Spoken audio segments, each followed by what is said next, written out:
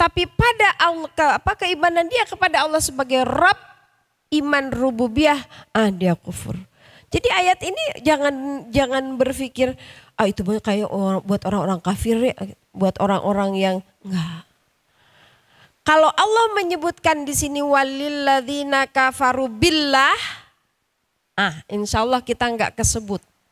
Karena kita masih punya tauhid, kita masih bersahadat, kita masih sholat kepada Allah, kita masih menyembah Allah. Tapi ketika dikatakan li rabbihim, kufurnya kepada Allah dalam konotasi Rabb, hati-hati. Ayat ini juga mengancam kita. Walilladzina kafaru bi rabbihim adzabu jahannam. Apa itu jahannam? Apa Bu jahannam? Neraka we, kita mah taunya neraka we nya.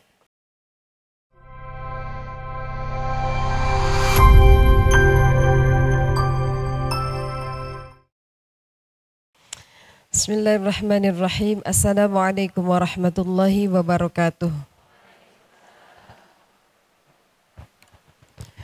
Alhamdulillahilladzi alafa baina qulubina fa asbahna bi ni'mati ikhwana. Asyhadu an la ilaha illallah wahdahu la syarikalah wa asyhadu anna Muhammadan abduhu wa rasuluhu la nabiyya ba'dah. Allahumma salli ala sayyidina Muhammad wa ala ali sayyidina Muhammad kama sallaita ala sayyidina Ibrahim wa ala ali sayyidina Ibrahim fil alamin innaka Hamidum Majid.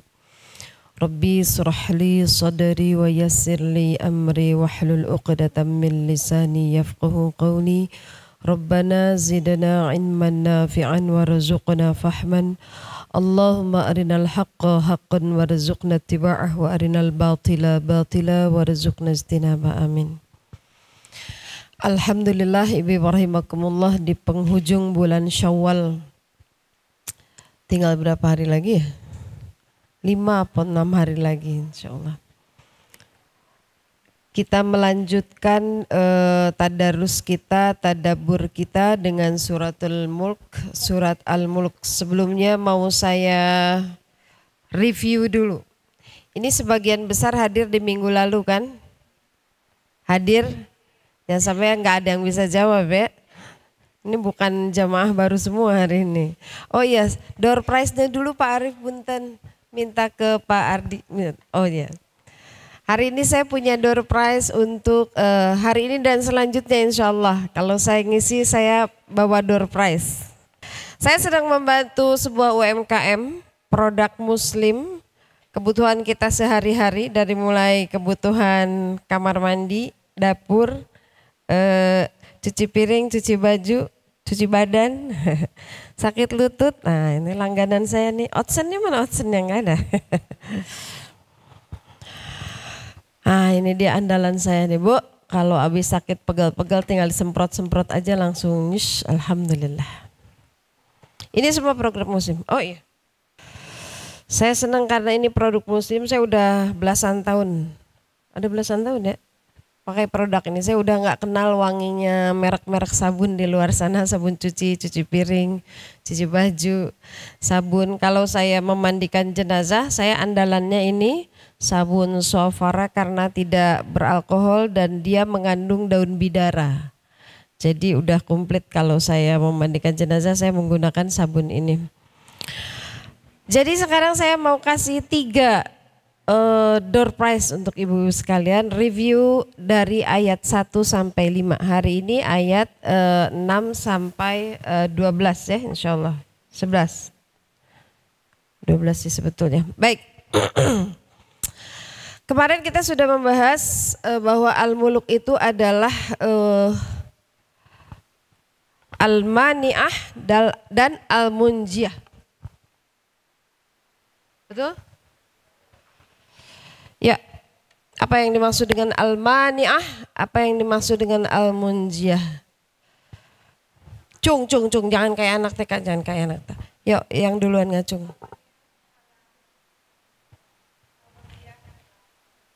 Al-Mani'ah itu yang menghalangi kita, yang menolak siksa kubur. Al-Munjiyah itu yang menyelamatkan kita dari siksa kubur. Bu mau pilih apa Bu? Mau sabun badan ini lebih kental dari sabun-sabun yang lainnya. Ini pembersih lantai, ini cuci piring. Nah jadi dia tukang dagang atunya. Ini aja lah Ibu. Al-Mani'ah Al-Munjiyah. Lalu di dalam surat Al-Muluk yang artinya adalah kerajaan, berapa kali kita ketemu kata Al-Mulk dan berapa kali kita ketemu kata Ar-Rahman? Ya Bu, Al-Muluk 1 kali, Ar-Rahman, Ar-Rahmannya berapa kali? 4 kali. Jadi Ar-Rahmannya malah 4 kali, Al-Muluknya cuma 1 kali. Sehingga ketika kita mengkaji Al-Muluk, yang ketebak, yang kerasa sama kita tuh bukan otoritasnya Allah, kekuasaannya Allah, tapi justru kasih sayang Allah. Jadi gimana nih ngebagi duanya Bu ya? Yang satu jawabnya satu ini deh. Kemarin saya menjelaskan tentang bedanya ro'a, nazar dan basar. Ketika Allah menyuruh kita untuk memperhatikan penciptaan Allah itu, mataro, Allah menggunakan kata ro'a. Tapi ketika Allah menyuruh kita mengulang sumarji'il basar. Apa bedanya ro'a, nazar dan basar?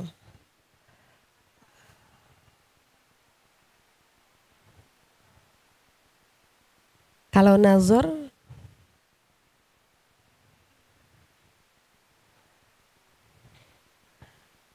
nazar, itu dia melihat dengan teliti. Punya adik bayi gak di rumah? Punya adik kecil, bayi, anak? Gak, bayi anak kecil ya. Ini obat kalau beliau kalau pilek, batuk, gosokin ini. Saya baru nyadar ini ada banner lagi ternyata. Itu ya, itu ayat 1 sampai 5. Allah menantang kita untuk memperhatikan seluruh penciptaan Allah, maka niscaya kita tidak akan bertemu dengan kekurangan, kita tidak akan menemukan kejanggalan, ketidakseimbangan, karena semua penciptaan Allah itu diciptakan dengan khalqir rahman, menciptakan dengan kasih sayang. Maka menciptakannya tidak akan sembarangan, menciptakannya tidak dengan kemarahan, tapi dengan kasih sayang. Semuanya sempurna. Nah sekarang bagian kedua. Kemarin bagian kedua cerita tentang apa? Ada berapa bagian surat Al-Muluk tuh? Ada 6 bagian. 1 sampai 5, 6 sampai 11, 12 sampai 15, 16 sampai 19, 20 sampai 28, 27, 28 sampai 30. Hari ini kita akan mengupas mentadaburi 2 bagian. Bagian kedua dari surat Al-Muluk yang akan bercerita tentang ahlu neraka dan ahli surga. A'udzu billahi minasyaitonir rajim. Pada akhirnya harus nyadar body ya. Gak mau coba kacamata. A'udzu billahi minasyaitonir rajim. وَلِلَّذِينَ كَفَرُوا بِرَبِّهِمْ عَذَابُ جَهَنَّمَ وَبِئْسَ الْمَصِيرُ. وَلِلَّذِينَ كَفَرُوا, dan bagi orang-orang kafir. Katanya Bu, kalau di depannya ada li itu artinya untuk. Tapi juga maknanya tuh seolah-olah hanya untuk orang kafir, enggak diperuntukkan untuk yang lain neraka jahanam itu. Lalu kalau disebut di awal, ini kan sebetulnya dan bagi orang-orang kafir kepada Tuhan mereka maka disediakan jahanam. Kan bisa begini, dan neraka jahanam disediakan untuk orang-orang kafir, kan bisa begitu ya. Tapi ketika disebutkan di awal itu mengandung makna seolah-olah Allah ingin memberikan penekanan, orang-orang kafir, aku akan memberikan sesuatu hanya buat kamu gitu. Walilladzina kafaru, apa itu kafir? Kafir itu segala sesuatu yang ditolak. Kafaro itu artinya menutup. Apa bahasa Inggrisnya sampul buku? Cover. Cover itu artinya sampul yang menutup, kan gitu. Kalau orang petani, dia memasukkan biji lalu kemudian ditutup, kafar. Jadi orang kafir tuh yang tutup mata, tutup telinga, dia menolak kepada kebenaran. Dan di sini menarik sekali Ibu rahimakumullah, kafirnya kepada siapa? Lilladzina kafaru birabbihim. Kan di awal ayat itu kita sebutkan ya, Allah sebutkan huwaladzi khalaqal mauta wal hayata liyabluwakum ayyukum ahsanu amala. Di bagian pertama Allah menyebutkan kekuasaan Allah menciptakan langit, bumi, manusia, hidup, mati dan seterusnya. Kemudian Allah di sini mengatakan kafirnya itu kepada orang-orang, kepada Allah sebagai Rabbun. Ada yang masih ingat Allah menyebut diri dengan berapa sebutan di dalam surat An-Nas? Halo? Apakah surat An-Nas? Apalah tuh masa enggak? Qul a'udzu birabbin nas, malikin nas, ilahin nas. Allah itu ada Rabbun. Allah itu juga Malik, Allah itu juga Ilah. Ya kan? Saya pernah jelasin ini enggak? Enggak, Guru. Pernah. Allah itu menyebut dirinya sebagai Rabbun, sebagai Ilah, sebagai Malik. Kalau diterjemahkan tiga-tiganya ya Tuhan. Tiga-tiganya Tuhan. Oh maaf Bu. Ada yang minta live karena nggak bisa hadir, saya live IG dulu ya Bu ya.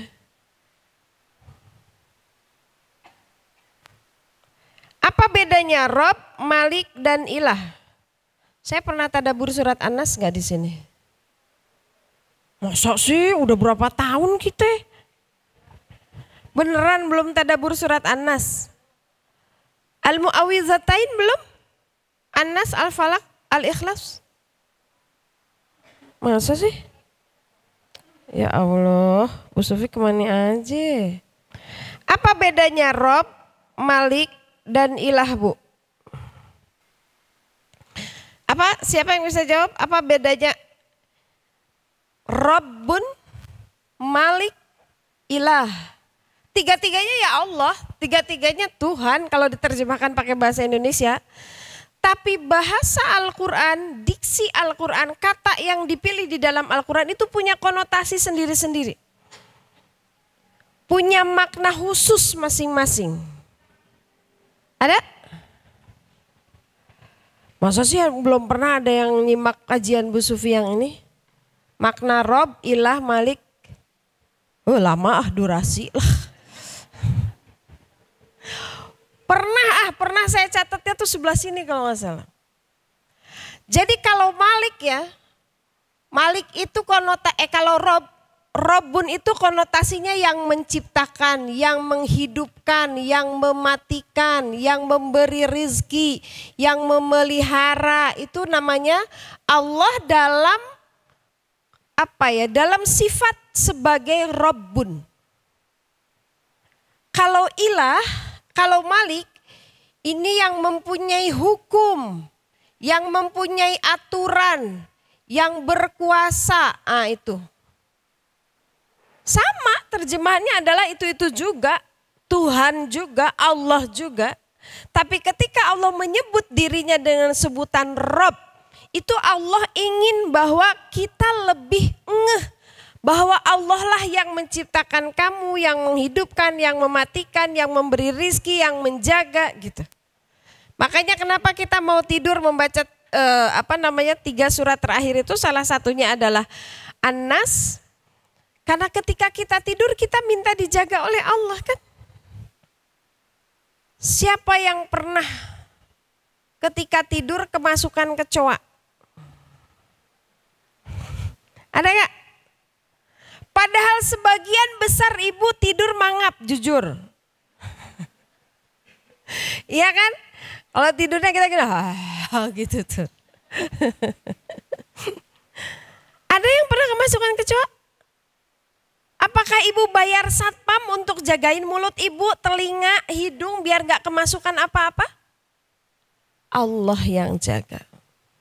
Karena Allah Rabbun kita. Kalau ilah itu konotasinya Allah yang layak disembah, Allah yang layak diibadahi, Allah yang layak kita mengabdi, itu ilah. Jadi ketika Allah menyebutkan dirinya dengan kata-kata tertentu di antara tiga ini, maka kita pasti harus punya perhatian. Nah, ibu perhatikan di sini. Walilladzina kafaru birabbihim. Bukan kepada al-muluk kembalinya, bukan kepada ilah, tapi Rabbun. Jadi kalau kafirnya karena kepada keilahan Allah, maka itu kafir i'tiqadi. Kafir akidah. Tapi ketika Allah mengatakan kafaru bi rabbihim, kufur kepada Allah sebagai Rabb, udah dijaga, udah dikasih rezeki, udah dikasih mata, dikasih sehat, dikasih nikmat tiap hari, nikmat yang sangat besar dan kadang tidak kita syukuri. Nikmat besar yang kadang kita merasa itu biasa aja, ya kan?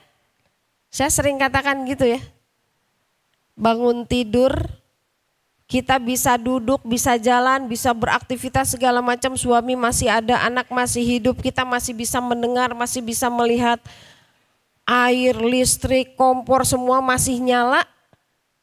Lalu kita merasa itu biasa-biasa saja. Udah diberi nikmat oleh Allah, udah diberi penjagaan oleh Allah sedemikian rupa, udah dijaga oleh Allah. Coba siapa yang bisa mengatur kedipan mata? Ada yang bisa ngatur sabara detik sekali ngicep. Ada yang bisa ngatur berapa kali kita exhale, inhale, ngarenghap, ngehembuskan itu. Ada yang ngatur sendiri? Ada. Allah yang ngatur. Siapa yang ngatur saraf kita kalau berjalan teh anteng tok tok tok tok. Ada gitu yang berjalan tek tek tek tek tek tek tek tek tek. Ada yang gitu? Siapa yang ngatur ritme itu? Allah. Kita tuh nggak nyeting, kaki kita tuh jalannya harus sekian puluh senti. Jadi kalau udah Allah kasih kenikmatan sedemikian besar, Allah kasih rizki sedemikian besar, Allah pelihara kita, Allah jaga kita, lalu kemudian kufur kepada Allah, itu namanya apa? Dogol. Kekafirannya itu, pengingkarannya itu seolah-olah dia merasa gua hidup karena gue bisa makan karena gue bisa lihat karena gue gitu. Padahal semua adalah karena Allah yang telah menjadi Rabb kita. Artinya apa Bu? Seorang Ustadz menjelaskan gini. Lilladzina kafaru bi rabbihim, ini bukan orang-orang kafir i'tiqadi aja Bu. Jadi artinya kita juga harus hati-hati gitu loh. Karena bisa jadi kita termasuk kepada orang yang disebut di sini. Artinya kita pun harus waspada dengan adanya siksaan api neraka itu. Jangan-jangan kita termasuk orang yang kufur kepada Allah dalam konteks rububiyahnya Allah. Allah yang jaga, Allah yang menghidupkan, Allah yang memelihara, memberi rezeki, mematikan kita, mengatur semua urusan hidup kita. Lalu kita ingkar. Mungkin gak ada orang muslim yang begitu? Mungkin. Dia kufurnya bukan kufur i'tiqadi. Saya masih mengakui Bu Sufi, Allah itu Tuhan saya harus menyembah kepada Allah. Dia tidak kufur i'tiqadi. Secara akidah dia tidak kufur. Tapi pada Allah, keimanan dia kepada Allah sebagai Rabb, iman rububiyah, dia kufur. Jadi ayat ini jangan berpikir itu kayak buat orang-orang kafir ya, buat orang-orang yang enggak. Kalau Allah menyebutkan di sini walilladzina kafaru billah, insya Allah kita enggak kesebut. Karena kita masih punya tauhid, kita masih bersahadat, kita masih sholat kepada Allah, kita masih menyembah Allah. Tapi ketika dikatakan li rabbihim, kufurnya kepada Allah dalam konotasi Rabb, hati-hati. Ayat ini juga mengancam kita. Walilladzina kafaru bi rabbihim adzabu jahannam. Apa itu jahannam? Apa Bu jahannam? Neraka we, kita mah taunya neraka welnya. Saya kalau nggak belajar mufrodat nggak punya rasa Bu. Ketika kita membayangkan neraka, udah neraka ya jahannam tuh. Asal kata-kata jahannam itu adalah sumur yang sangat dalam. Apa Bu? Atau kalau dalam bahasa Persia, jahannam itu adalah katanya, kata Pak Ustadz, tong sampah. Coba gabungin kedua-duanya, kira-kira gimana Bu? Sumur yang sangat dalam yang isinya adalah sampah. Itu secara bahasa lah ya gitu ya. Secara makna pokoknya kita taunya jahanam teh neraka aja gitu ya. Versusnya surga lawan atau kebalikannya surga. Tapi kalau kita faham maknanya, ya Allah berarti tidak ada yang dimasukkan ke dalam neraka kecuali sampah. Kecuali kotoran. Jadi kalau kita nggak mau masuk neraka, gak boleh kita pulang ke hadapan Allah bawa kotoran. Itu asal kata jahanam. Walilladzina kafaru bi rabbihim adzabu jahannam wa bi'sal masir. Dan itu adalah seburuk-buruk tempat kembali. Dikatakan jahanam sumur yang sangat dalam, itu ada sebuah hadisnya kalau tidak salah Rasulullah SAW tiba-tiba ketika bersama para sahabat beliau mendengar sebuah suara dum atau apalah pluk toprak apalah pokoknya sesuatu yang jatuh. Lalu kata Rasul, kalian dengar tadi? Ya Rasulullah. Tahu nggak itu suara apa kata Rasul? Allah dan Rasulnya lebih tahu kata para sahabat.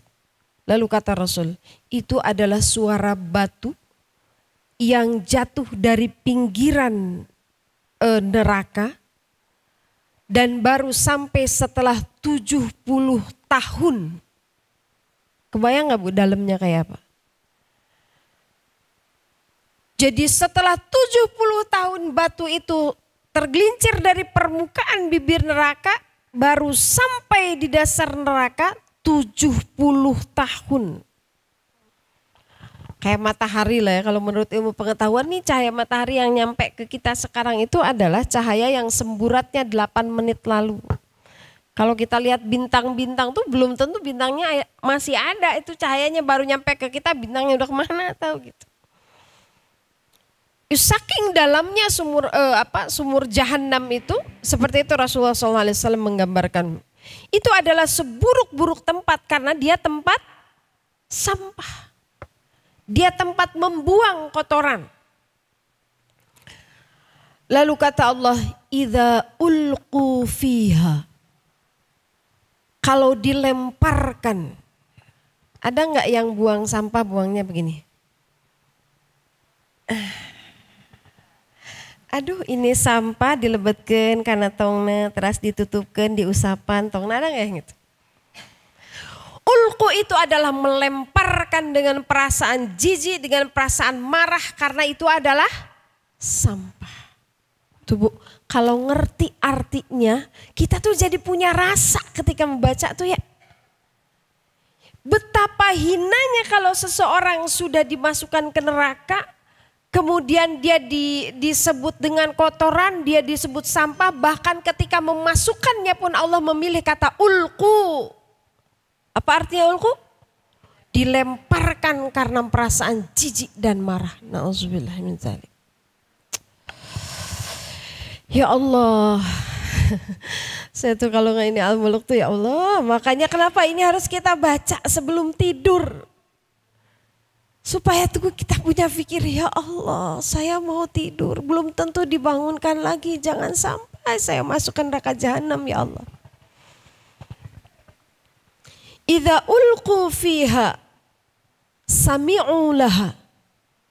Maka penghuni neraka itu akan mendengar di dalam neraka itu apa yang dia dengar? Syahiqan. Allahu Akbar. Apa itu syahiqan? Syahiqan itu ada yang mengatakan suara keledai yang jelek banget. Jadi orang Arab itu kalau memberikan simbol suara yang paling buruk itu suara keledai. Saya belum pernah dengar suara keledai kayak gimana sih? Pokoknya kata orang Arab itu jelek aja gitu. Ada juga yang mengatakan syahiqan itu adalah suara apa ya? Inhale. Apa inhale tuh?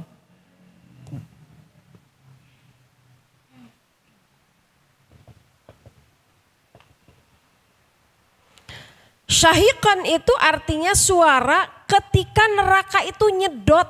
Ini kasihan yang di ini nggak kelihatan.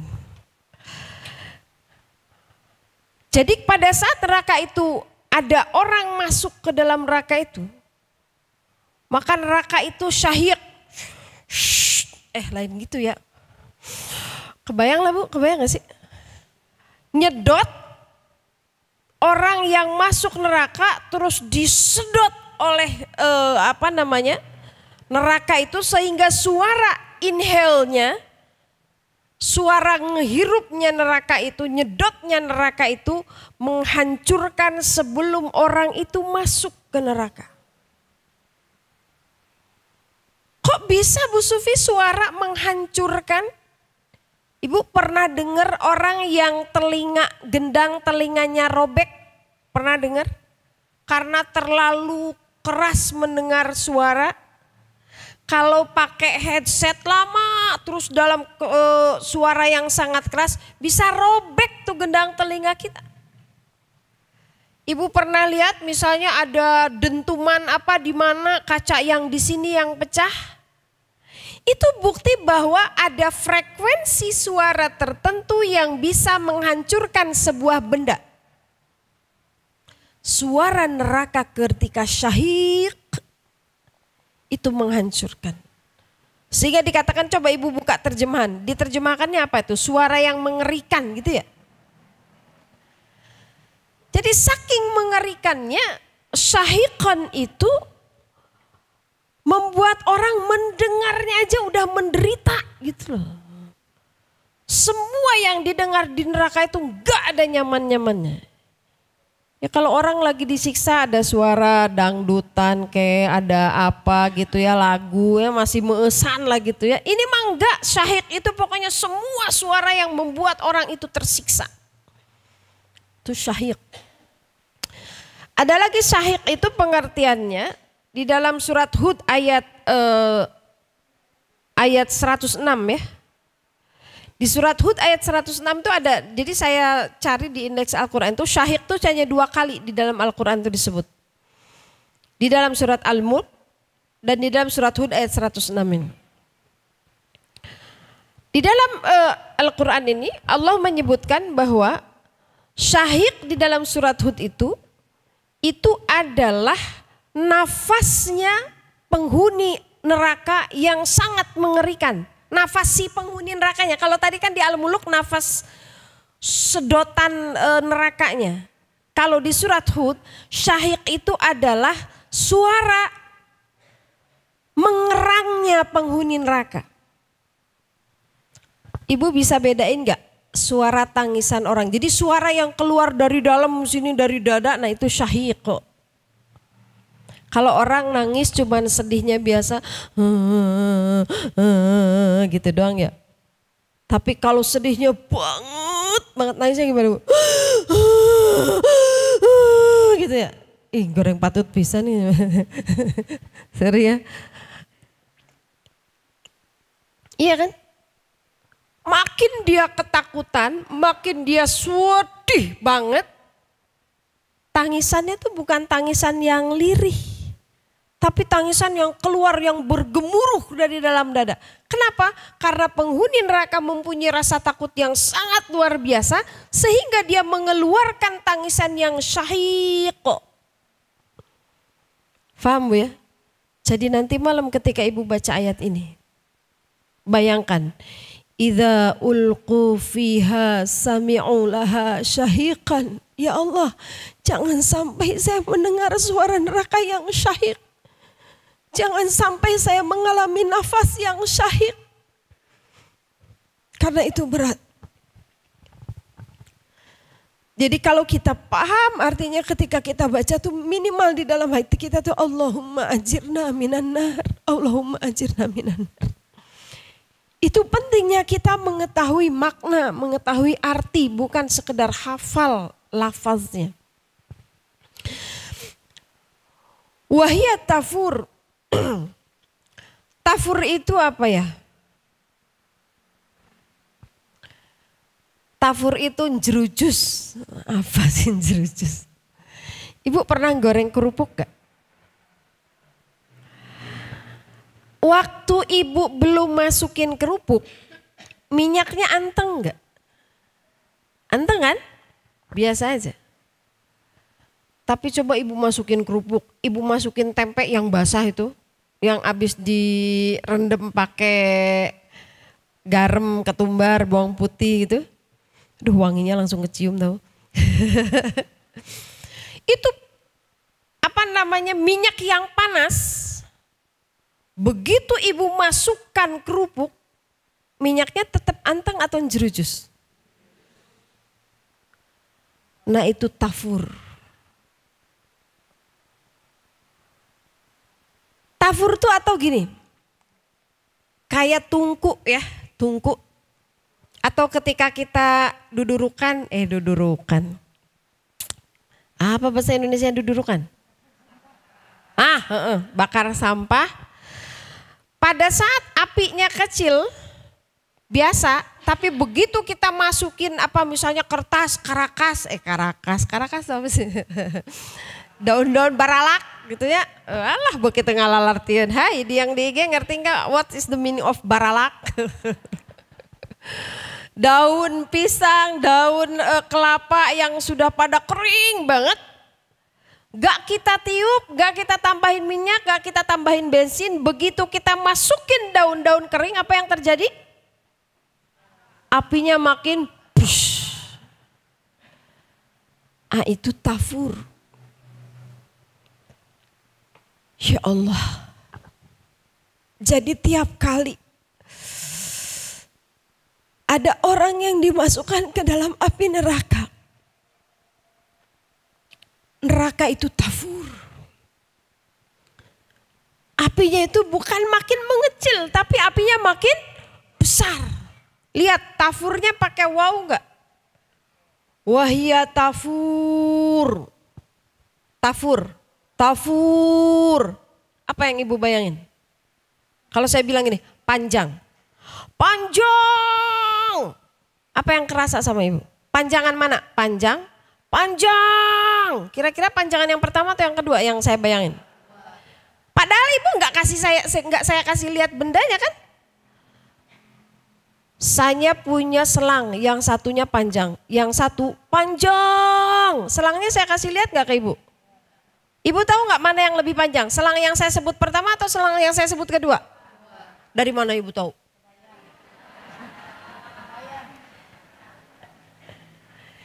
Itu gaya bahasa Al-Quran. Kabir dengan kabir itu beda. Tafur, apinya menyala dan makin menyala dan terus menyala. Itu makna tafur. Ketika dimasukkan seorang penghuni neraka ke dalam neraka jahanam, maka otomatis api itu akan tafur. Ya Rabb. Tadinya ya saya tuh Tadi pagi tuh berpikir apa saya bawa kompor ya gitu. Bener Bu, tadi malam tuh saya kepikiran bawa kompor, bawa katel, bawa minyak, bawa kerupuk atau bawa tempe basah biar ibu-ibu ngeliat.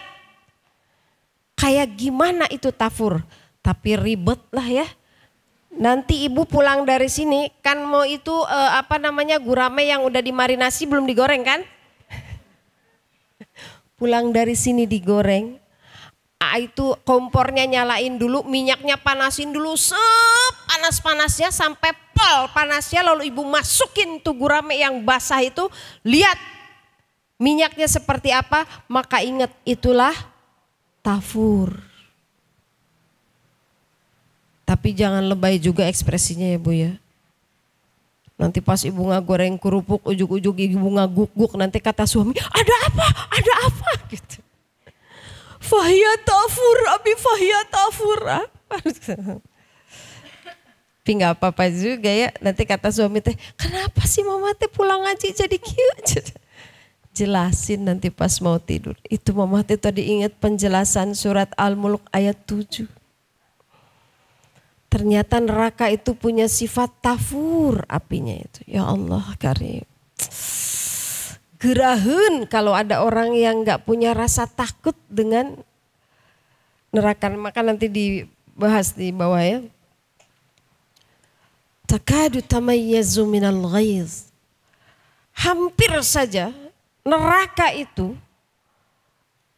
dia pecah, ngamuk karena dia marah. Al-ghaiz. Di situ diterjemahinnya apa Bu? Saya nggak pegang terjemahan. Marah. Ibu tahu kata marah yang lain apa? Ghadab. Ya. La taghdab kata cucu saya. Ataghdab jidah alakal jannah. Ghadab itu marah yang kamu gimana sih? Itu ghadab. Tapi kalau udah ghaiz, muarah, bukan marah tapi muarah. Udah marahnya sambil ngamuk, sambil mencak-mencak, sambil melotot, sambil mukul. Nah itu ghaiz. Karena marahnya neraka itu sehingga kullama ulqiya fiha, setiap ada penghuni neraka yang ulqiya, apa tadi ulqu? Dilempar dengan cara jijik. Setiap ada yang dilemparkan ke dalam api neraka, kullama ulqiya fiha faujun. Ya Allah. Jadi ternyata di ayat ini disebutkan masuk neraka itu segolongan-segolongan, segerombolan-segerombolan. Gak sendiri-sendiri. Kebayang gak tafurnya gimana? Kalau ibu masukin kerupuknya satu, tafurnya kayak gimana? Jerujusnya kayak gimana? Ya sedikit. Tapi coba ibu masukin kerupuknya banyak, jerujusnya kayak gimana? Makin banyak. Jadi nanti masuk ke neraka tuh. Ahli gibah, bruk, ahli gibah. Tukang bohong, bruk, tukang bohong. Tukang madon, bruk, tukang madon. Tukang mabok, bruk, tukang mabok gitu. Ya Allah. Idza kullama ulqiya fiha faujun sa'alahum. Maka penjaga neraka itu bertanya kepada mereka, kepada penghuni neraka itu. Ini bertanya di sini bukan, "Hei, ari kamu kunaon masuk neraka?" Bukan gitu ya. Berarti kan kalau gitu mah masih ada suasana yang nyantai di neraka tuh. Sa'alahum di sini adalah bukan bertanya apa kabar gitu, bukan bertanya gitu. Sa'alahum di sini tuh apa? Apa ya kalau kata bahasa Sundanya teh? Gini Bu, gini. Misalnya ibu punya anak nih ya. Tiap belajar ibu dampingin. Guru les dipanggil, sekolah di sekolah yang terbaik, pulang pergi sekolah diantar, makanannya udah yang paling bergizi, didoakannya tiap malam tahajud segala macam gitu ya. Guru privatnya banyak, pokoknya udah pol aja. Gak taunya tuh anak gak bisa ngerjain semua soal ujian, terus dia gak naik. Lalu kita bilang, kamu teh, mama teh harus gimana lagi gitu. Itu pertanyaan bukan? Bukan pertanyaan yang perlu dijawab kan?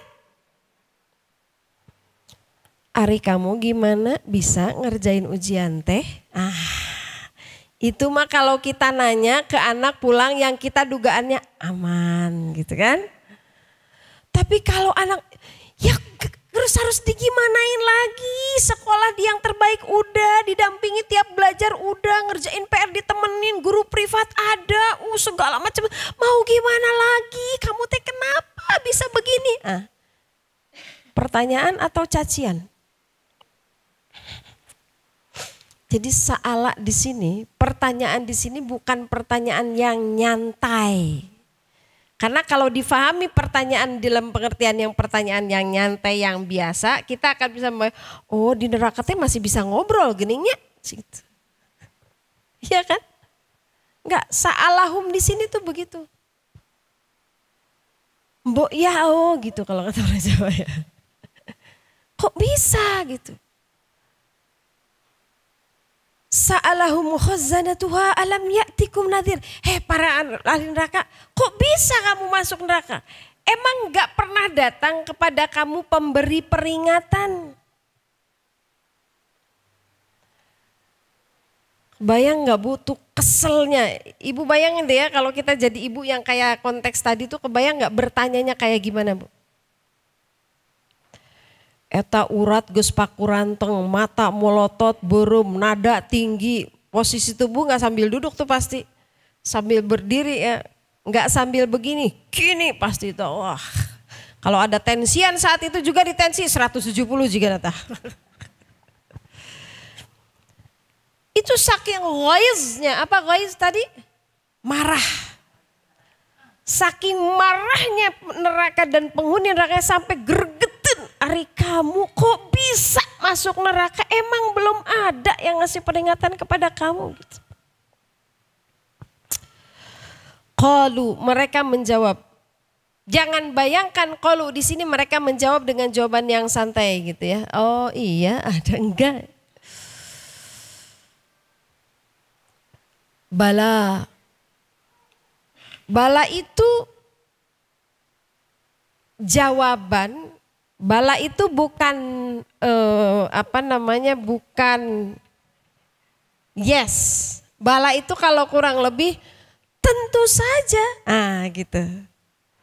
Kalau iya dalam bahasa Arab yang lain apa? Naam ya. Naam gitu ya. Bu Sufi sehat? Naam gitu. Kalau jawaban naam, ini jawabannya tuh enggak stabil Bu. Enggak konstan. Saya sehat, ibu sehat, besok? Nggak tahu. Iya kan? Tapi kalau jawaban bala,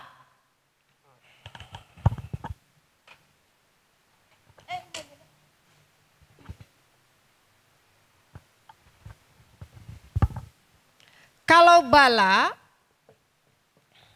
sama, kalau ibu lihat di situ di terjemahan apa jawabannya? Iya kan? Benar gitu. Tapi kalau bala ini konstan Bu.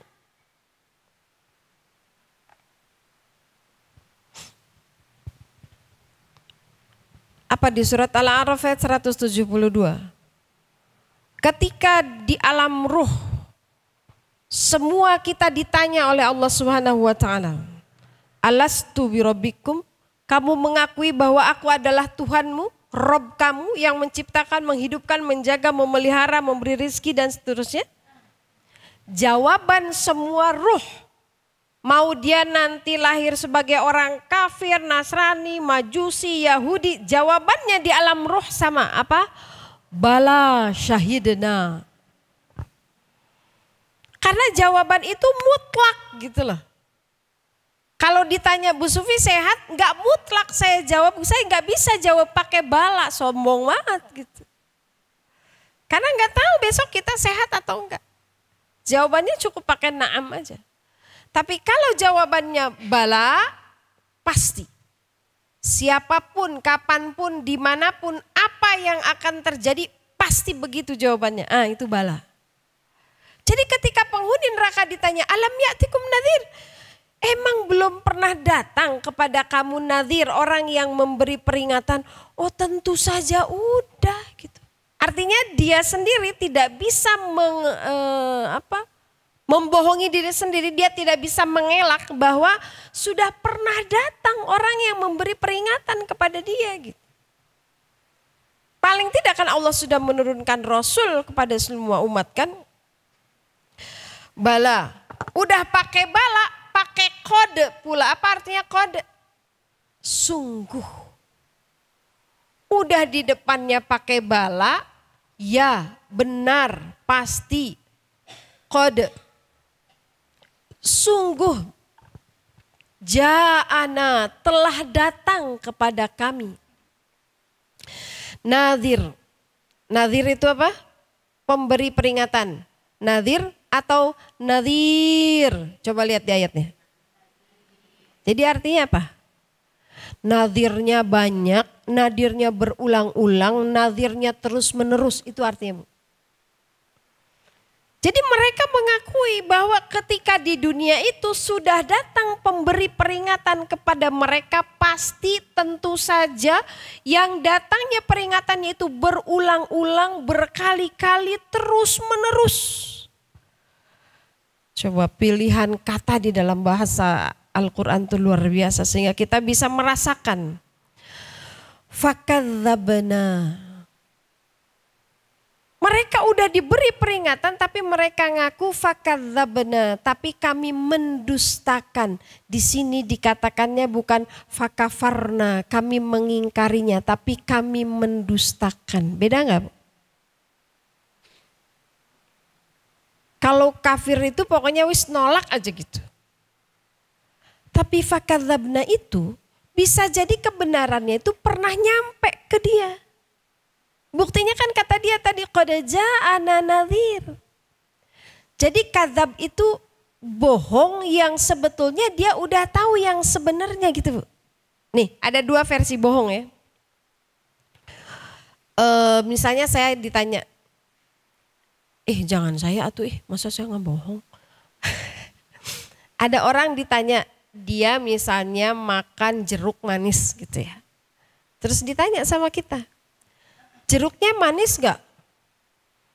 Enggak manis. Beda gak dengan gini? Orang tidak makan jeruk, tapi dia bilang, kamu habis makan jeruk? Iya, manis. Enggak, asem. Makan gente. Beda gak, Bu? Jadi bohong itu ada orang yang mengatakan kebohongan itu atas sesuatu yang tidak dia lakukan. Ada orang yang berbohong tuh dia melakukan sesuatu tapi dia mendustakan apa yang sebenarnya terjadi gitu.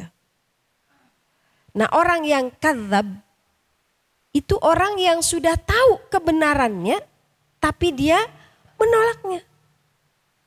Itu kadzab dan itu lebih keji daripada orang yang kayak tadi, kamu tadi lewat jalan baru, lewat padahal ente. Nah gitu. Beda kan? Perhatikan, kadzabnya pakai tasdid enggak?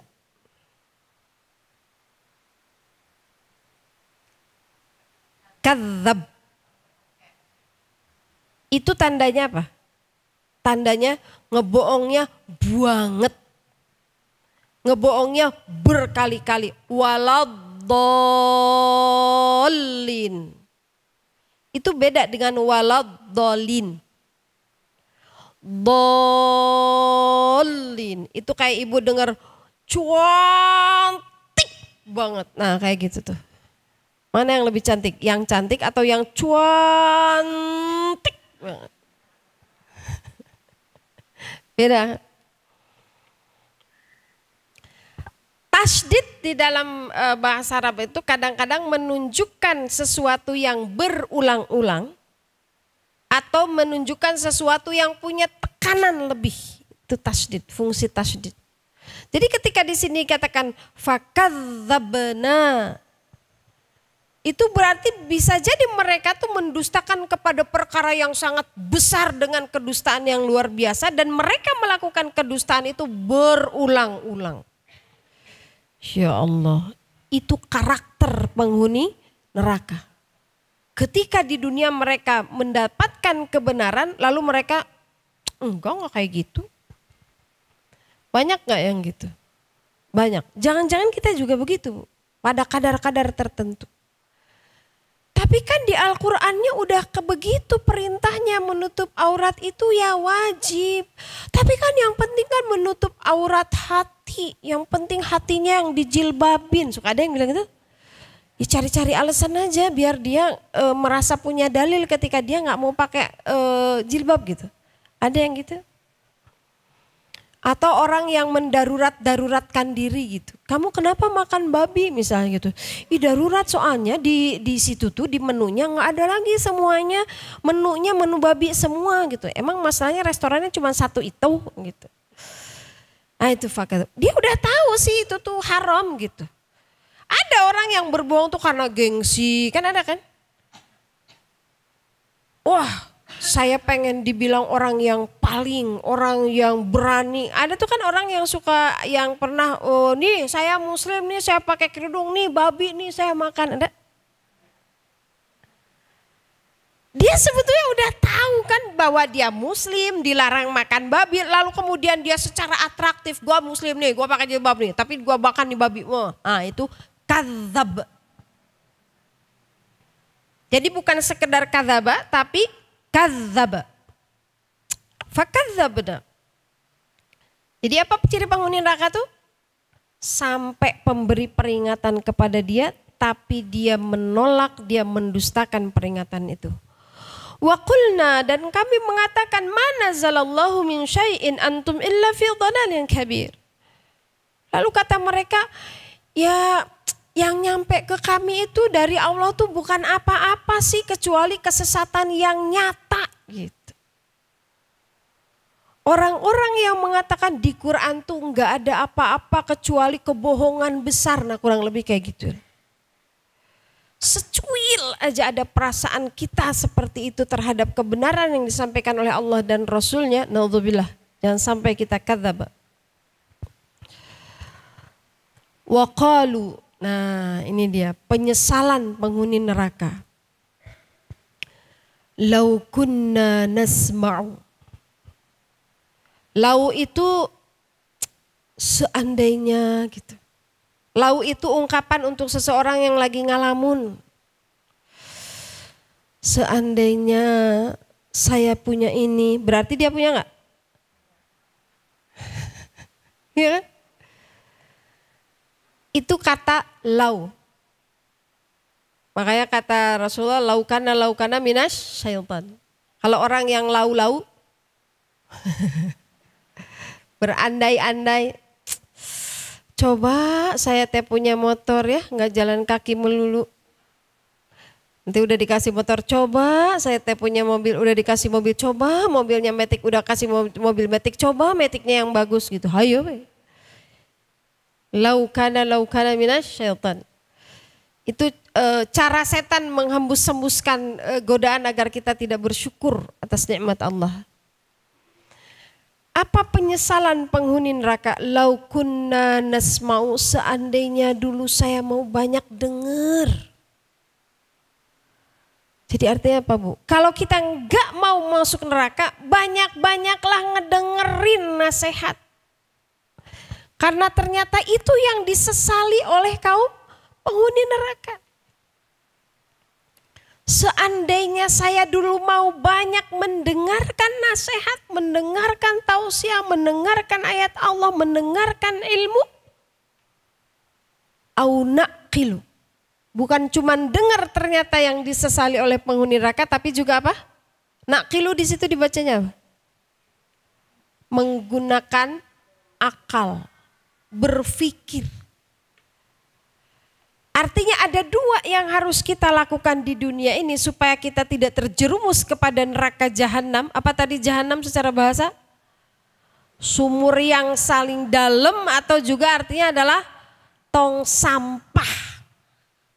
Supaya kita enggak masuk ke neraka jahanam itu ada dua yang harus kita jaga. Banyak-banyak dengerin nadhir, pemberi peringatan. Lalu setelah itu bukan cuman jiping. Apa jiping? Ngaregepkeun serius 2 jam Bu Supi geus ngabudah ngabulai. Sampai berbusa-busa ngomong.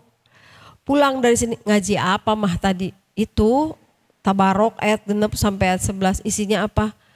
Nggak tahu lah gitu ya pokoknya mah. Yang penting udah dapat pahala lah duduk di majlis taklim. Karena kalau cuman jiping apalagi sambil jider nantinya jidur. Saya kalau mimpin yasinan di kampung gitu. Jiping, jider, jidur. Yasin wal Qur'anil Hakim innaka laminal mursalin ala siratim mustaqim tanzilal azizir rahim litunzira qauman ma unzila abahum fahum ghafilun laqad kun fayakun gitu. Karena jider ngaji sambil nyender. Jadi kalau ngaji sambil nyender Bu katanya, apalagi gaya duduk di dalam kitab Bapak Ta'lim ya kalau tidak salah. Gak boleh itu kalau di pesantren tanya Ustazah Umah. Kalau di pesantren ngaji sambil duduk ala duduk setan kalau kata Pak Kiai. Duduknya gini nih, gini nih. Maaf ya. Gini nih.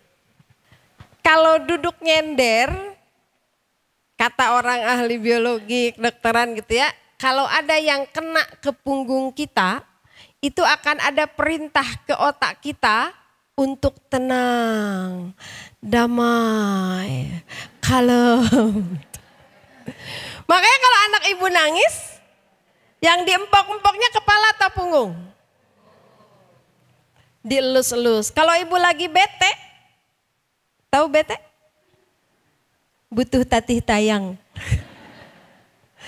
Kalau akhir bulan gini bete itu adalah butuh duit. Yang paling penting tuh bete itu butuh taujih. Ya Bu, nanti terakhir bete kita tuh butuh talkin. Banyak banget terjemahannya bete ya. Terakhir tuh bete kita adalah butuh talkin. Jadi kalau ibu bilang bete sama suami, jelasin dulu bete yang mana. Butuh duit, butuh talan-talan atau butuh tatih tayang. Jadi kalau kita lagi bete, dipeluk sama suami, dielus-elus punggung kita, udah tuh beres. Karena di punggung ini ada saraf rileks. Maka kalau di pesantren nggak boleh, kalau duduk sambil nyender tuh diceprot sama apa senior. Karena nanti dengan sendirinya tuh, nanti kita tuh gini. Kalau udah jider nantinya judur udah. Tidur aja tahu-tahu kun fayakun baru minta. Lau kunna nasma'u au naqilu. Jadi mikir, kita tuh disuruh mikir. Ini perintah mikir di dalam Al-Quran, Allah menggunakan kata yang banyak. Afala yaqilun, afala yatadabbarun, afala yatadzakkarun, afala yatafakkarun. Fikir, tadabur, ngakal, ngutek, zikir, itu semua konotasinya adalah pada proses berpikir. Coba ibu perhatikan di surat Ar-Rum tuh ya, dari ayat 17 sampai 24. Itu ada yaqilun, yasma'un, itu kan? La ayatil liqaumi yatafakkarun, la ayatil liqaumi yaqilun, la ayatil liqaumi lil alimin, la ayatil liqaumi yasma'un. Orang yang berpikir, orang yang berilmu, orang yang mendengar, dan orang yang berakal. Itu yang disebut di surat Ar-Rum. Coba ibu buka. Perhatikan dari ayat 21, 22, 23, 24. Ada 4 proses berpikir yang Allah sebutkan. Menggunakan akal, menggunakan ilmu, menggunakan pikiran, menggunakan pendengaran, menggunakan dzakar, mengingat, menyebut. Jadi umat Islam tuh disuruh pinter sama Allah tuh. Disuruh mikir. Karena kita jarang banget mikir, maka begitu pengajian Bu Sufi, liar aing mah sama pengajian Bu Sufi teh titah mikir. Soalnya yang lain makan enak, hahaha gitu kan. Tuh kudu nyatet, tuh kudu apa gitu kan. Gak bisa, kita tuh mentadabur apa sentilan Allah di dalam Al-Quran. Afala yatadabbaruna Al-Quran. Kenapa kamu tidak mentadaburi Al-Quran? Apa berikutnya? Sindiran apa? Kata Allah, emang hati kamu terkunci ya, kata Allah gitu. Jadi kita tuh disuruh pinter. Nah itu yang disesali oleh para penghuni neraka karena mereka dulu nggak banyak mendengarkan. Lalu setelah mendengar itu mereka mikir. Jadi kalau kita dengar ayat Al-Quran berpikir kenapa ayatnya turunnya begini. Ini tuh abis apa, ini tuh asbabun nuzulnya apa, kenapa katanya ini, terus amalnya harus gimana. Gitu. Au naqilu ma kunna fi ashabis sa'ir. Maka pasti kami tidak akan menjadi orang yang penghuni, gitu. Tidak akan menjadi penghuni neraka sa'ir. Apa kemarin saya jelasin sa'ir? Yang apinya nyamber. Jadi neraka tuh enggak apinya tuh anteng gitu. Pluk, udah enggak begitu. Fa'tarafu bidzambihim fasuhqan li ashabis sa'ir. Kalau kita udah dalam nauzubillah jangan kita. Kalau orang sudah dalam keadaan begitu, udah nggak ada guna tuh i'tiraf. Apa i'tiraf? Apa di situ diterjemahinnya? Fa'tarafu bidzambihim. Mengakui ya. Udah nggak ada guna. I'tiraf eta geuning aya lagu yang lagu i'tiraf ya. Ilahi lastulil firdausi ahla ala aqwa ala naril jahimi. Ya Allah, kita tuh enggak kuat. Kita tuh tahu bahwa kita tuh lemah, kita tuh banyak dosa, tapi kalau untuk ke neraka mah saya tuh enggak kuat ya Allah. I'tiraf ini perlu ya Bu ya, penting kalau di dunia. Salah satu ciri orang yang muttaqin di pertemuan terakhir sebelum Ramadan, kalau tidak saya sebutkan ciri-ciri orang bertakwa ya. Betul tak? Masa mau bilang belum lagi? Ciri-ciri orang yang bertakwa itu adalah salah satunya orang yang berdoa dengan doa i'tiraf. Yang mana tuh? Rabbana innana amanna faghfir lana dzunubana wa qina adzab. Itu ciri orang bertakwa yang paling gampang, Masya Allah. Punten, ini lowbat ternyata. Kasihan yang lagi lihat. HP saya tinggal 2%. Bawa power bank lagi. Ada yang bawa power bank kah? Mohon maaf ya teman-teman yang di IG, ternyata HP saya tinggal 2%. Kalau tiba-tiba mati nanti dilanjut di YouTube ya. Udah saya end aja. Aduh kasihan walaupun cuma 15 orang. Maaf ya, maaf.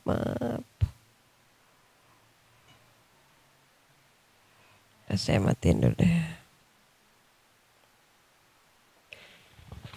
Tadi teh udah dijugrukeun padahal di luhureun mejanya power bank telepon. Boleh.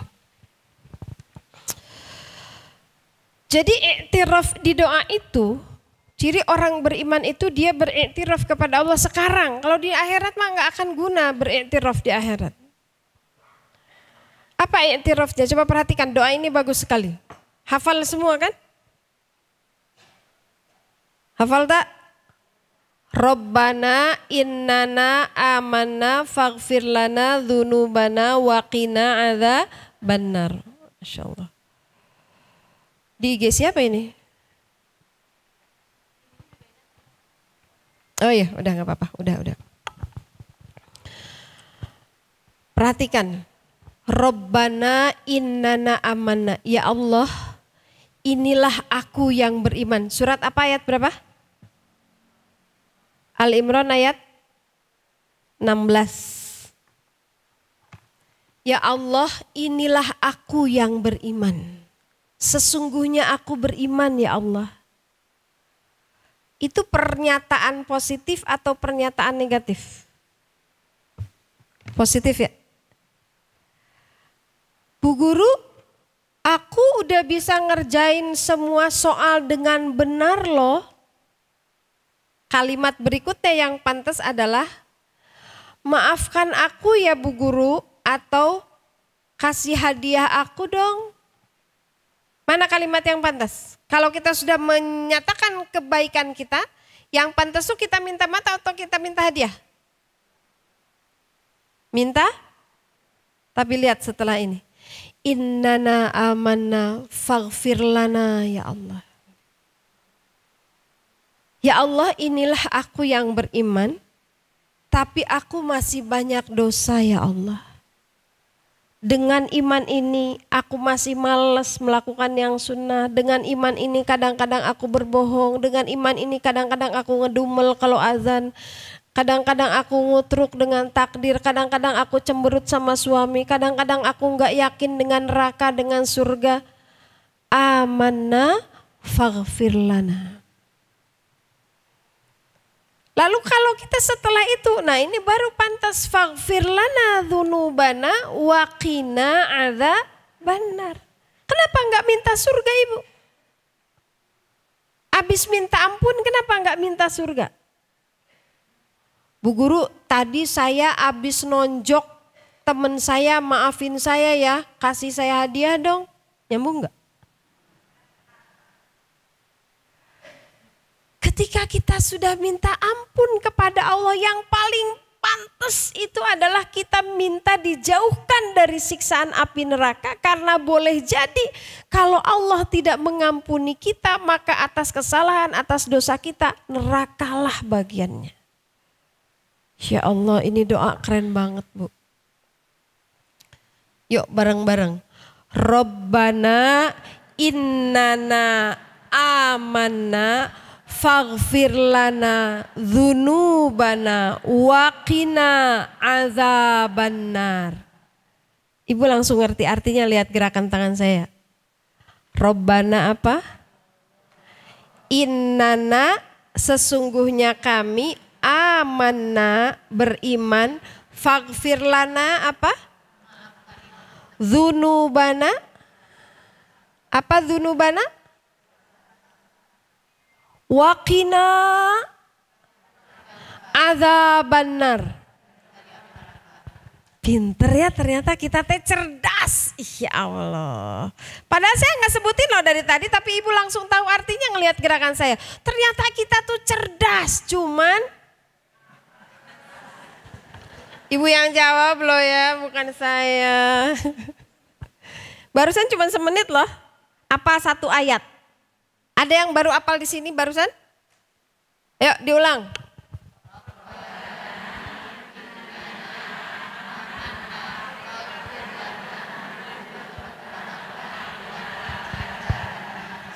Masya Allah, tabarakallah, walhamdulillah. Jadi nggak punya alasan, saya mah geus ini teu bisa ngapalkeun Quran pret. Nah itu cerita penghuni neraka. Sekarang cerita penghuni surga. Tapi udah jam 10, gimana akad ini? Lanjut.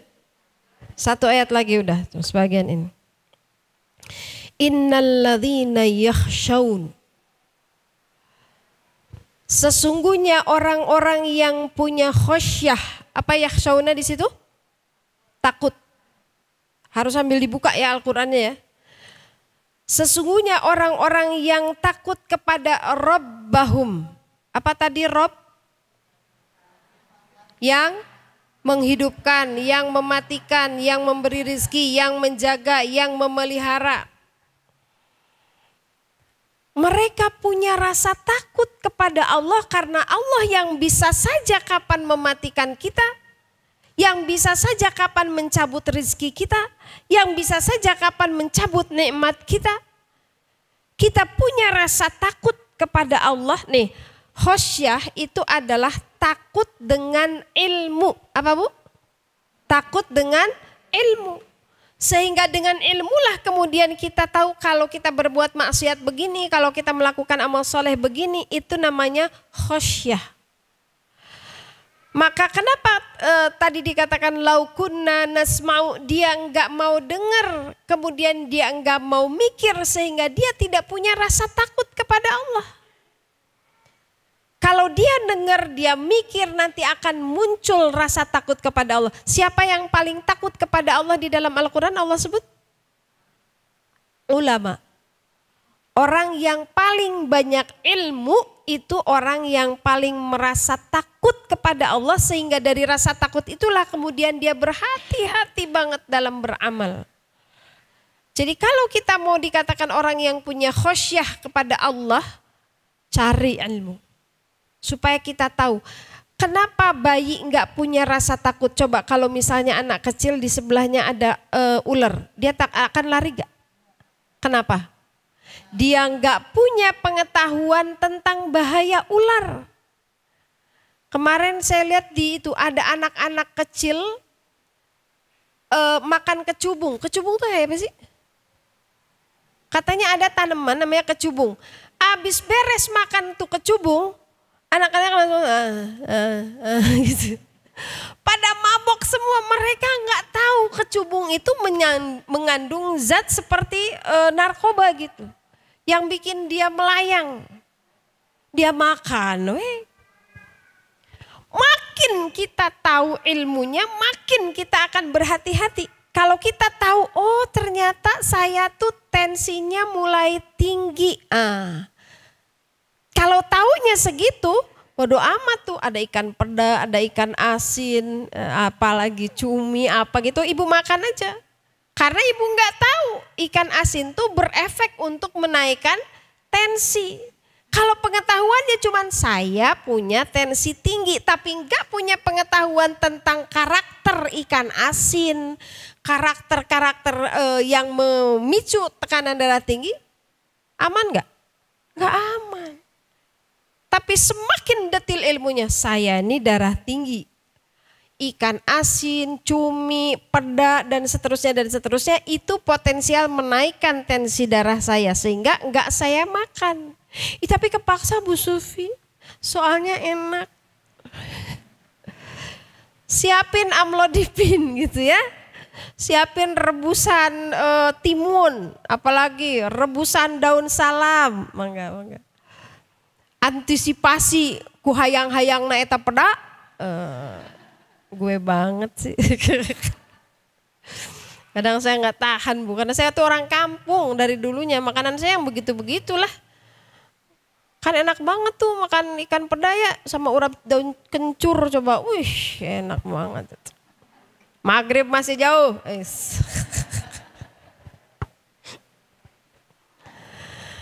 Yakhshawna rabbahum bil ghaib. Berat ini. Punya rasa takut kepada Allah tapi dalam keadaan gaib. Emang ibu pernah ngelihat neraka? Emang tahu catatan dosanya seberapa kalau kita berbohong, kalau ada orang mencuri, kalau ada orang yang berzina? Kagak ada saldonya kali. Surga nggak kelihatan, neraka nggak kelihatan, Allah juga nggak kelihatan, pahala dosa nggak kelihatan. Tapi kita tetap punya rasa takut kepada Allah, luar biasa. Makanya ciri orang bertakwa yang pertama kali disebut oleh Allah di dalam Al-Quran, di surat Al-Baqarah ayat 2, ketika Allah mengatakan hudal lil muttaqin, Allah itu Al-Quran itu adalah petunjuk bagi orang-orang yang bertakwa. Apa kemudian yang dikatakan oleh Allah? Siapa orang bertakwa itu? Alladzina yu'minuna bil ghaib. Orang yang beriman kepada perkara yang gaib. Kalau kita nggak percaya, nggak yakin bahwa di kiri kanan kita ada malaikat yang mencatat setiap huruf. Masya Allah. Bukan setiap kata loh Bu. Setiap huruf. Apa dalilnya? Surat Qaf. Ayat 15 kalau tidak salah ya. Ma yalfizu min qawlin. Tidaklah ada satu huruf pun yang keluar dari perkataan kamu. Illa ladaihi raqibun atid. Kecuali Allah siapkan malaikat yang raqib, yang dekat banget. Dan atid, yang teliti banget. Dua-duanya ada. Ada orang teliti, tapi nggak di samping kita. Aman nggak kita? Aman, gitu kan. Ada orang deket banget tapi tuli, buta, pokoknya mah nggak akan bisa nyatet kita, nggak teliti, biarpun nempel sama badan kita aman nggak? Aman, gitu. Malaikat yang mencatat setiap huruf yang keluar dari mulut kita itu punya dua sifat, raqib, atid. Jadi ini bukan nama malaikat Bu katanya. Kan kita bilang malaikat raqib, malaikat atid. Namanya nggak tahu siapa, tapi sifatnya begitu. Raqib, atid. Kalau kita iman bahwa ada malaikat yang dekat lagi teliti di samping kita, berani nggak orang ngegibah? Berani nggak orang mencaci maki? Gak. Berani nggak orang humazah? Apa humazah? Minggu kemarin udah saya jelasin. Ya kan? Apa beda humazah sama lumazah? Wailul likulli humazatil lumazah. Humazah itu mencela pakai kata-kata di depan orangnya tuh humazah. Ih kamu pakai baju tapi nggak nyambung. Ih ini yang atas kemana, yang bawah kemana, norak. Itu humazah. Tapi kalau lumazah nggak ngomong sih, cuman ibu gini. Itu lumazah. Mencela, menghina dengan perbuatan di belakang atau di belakang orangnya. Kemana sih ibu itu? Ibu mana?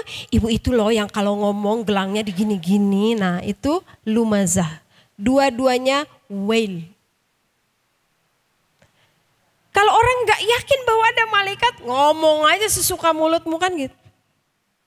Tapi kalau kita yakin ada malaikat yang mencatat kita, ada Allah yang nanti menghisap kita, walaupun semuanya nggak kelihatan, ada orang ngajak ngegosip diem, ada orang ngajak mencaci maki diem.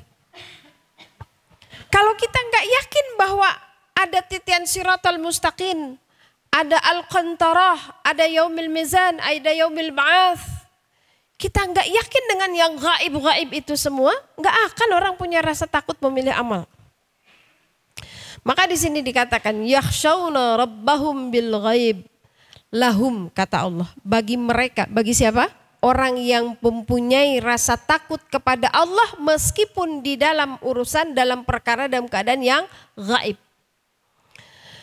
Bagi mereka maghfiratun, ampunan. Wa ajrun kabir. Udah bisa ngerasain ya?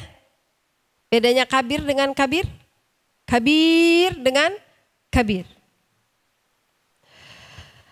Bagi mereka kata Allah ampunan, yang diduluinnya adalah ampunan. Kenapa? Karena yang paling kita butuhkan itu adalah ampunan. Kenapa? Karena yang hampir pasti kita punya itu adalah dosa. Allah tidak menyebutkan dulu lahum ajrun ghairun kabir terus maghfiratun, enggak. Karena syaratnya kita mendapatkan ajrun kabir itu bermakna surga di sini Bu, ajrun kabir itu ya kalau ditafsir. Kita mendapatkan pahala, mendapatkan balasan yang besar dari Allah tuh syaratnya kita nggak punya dosa.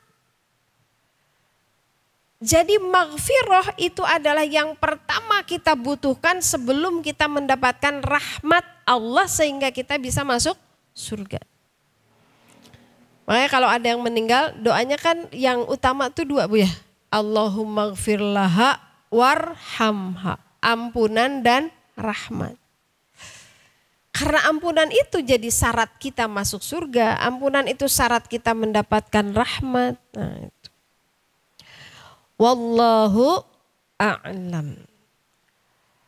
Saya ulas hanya untuk orang-orang kafir yang kufur kepada Robnya, yaitu Rob yang sudah menciptakan, menghidupkan, mematikan, memberikan rizki, menjaga dan memelihara dia. Apa bagi mereka? Adzabu jahannam. Apa itu jahannam? Sumur yang sangat dalam yang untuk membuang sampah-sampah yang kotor. Wa bi'sal masir, dan itu adalah seburuk-buruk tempat. Idza ulqu, apa itu ulqu tadi? Dilemparkan fiha ke dalam neraka itu. Sami'u, maka mereka akan mendengar laha di dalam neraka itu syahiqan. Apa syahiqan? Suara yang mengerikan. Karena apa? Karena neraka akan menyedot. Atau syahiq itu suara apa? Suara penghuni nerakanya yang menangis dengan sangat kesakitan. Wahya tafur, apa itu tafur? Yang jerujus, yang menggelegak ketika setiap dimasukkan. Takadu tamayyazu minal ghaiz, hampir saja neraka itu marah. Kullama ulqiya fiha faujun. Apa faujun? Faujun apa? Bergerombol. Jadi tadi saya bilang masuk neraka itu berkelompok-kelompok sesuai klasifikasi dosanya masing-masing. Ahli madon, madon, ahli madat, semua brus. Sa'alahum khazanatuha alam ya'tikum nadir. Apa sa'alahum di sini? Bertanya dengan santai atau bertanya dengan cacian? Apakah mereka mendapatkan pemberi peringatan? Apa jawaban mereka? Ya. Kenapa mereka enggak jawab dengan na'am? Apa artinya bala? Sudah tentu emang iya benar, sebenar-benarnya telah nyampe pemberi peringatan kepada kami. Lalu respon mereka gimana? Respon mereka mengatakan mereka mendustakan. Lalu mereka mengatakan, alah itu mah cuman kesesatan yang nyata gitu.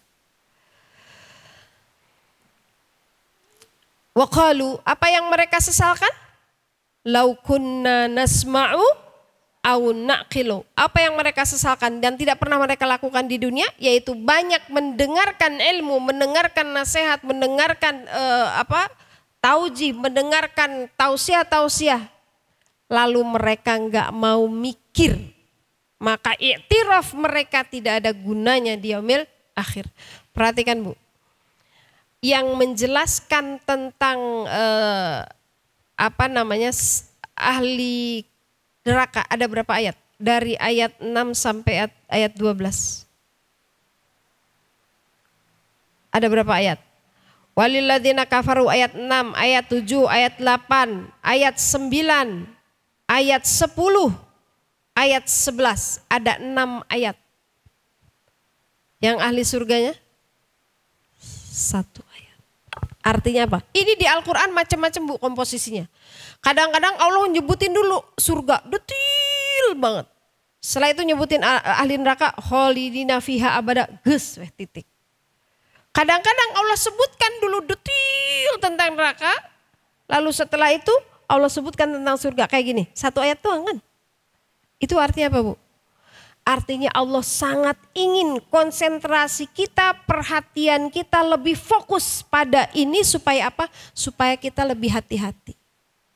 Kalau lebih banyak diucapkan, dikabarkan tentang surga, ini tergantung nanti di ayat lain ada lagi Bu konteksnya. Kalau misalnya Allah sedang berbicaranya dengan orang-orang yang dalam konteks sudah baik, imannya sudah kuat di Madinah dan seterusnya, itu cerita surga yang supaya menghibur, karena ketika mereka hijrah ke Madinah itu kan dengan susah payah.